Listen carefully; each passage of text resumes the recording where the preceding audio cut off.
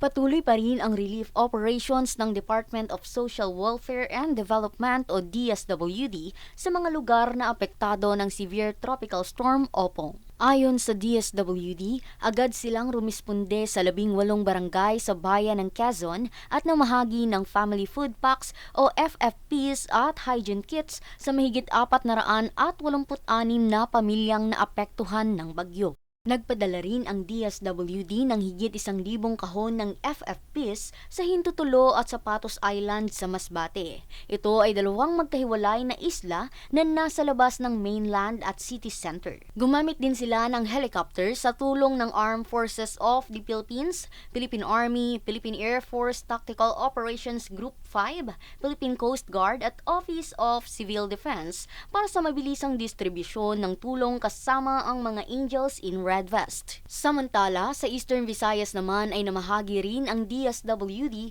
ng 10,000 pesos cash assistance, FFPs, hygiene kit, sleeping kit, kitchen kit at 6.6 litro ng tubig sa isang residenteng nawalan ng tirahan. Habang 10,000 pesos cash assistance naman ang ibinigay ng departamento sa isang mangingisdang na rescue mula sa karagatan sa kasagsagan ng masamang panahon.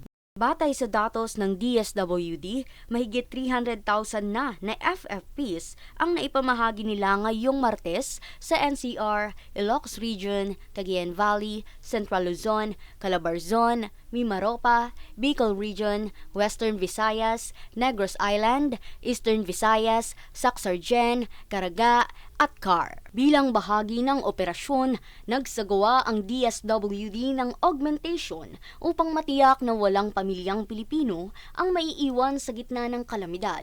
Ito ay alinsunod sa direktiba ni Pangulong Ferdinand Marcos Jr. at sa liderato ni DSWD Secretary Rex Gatchalian.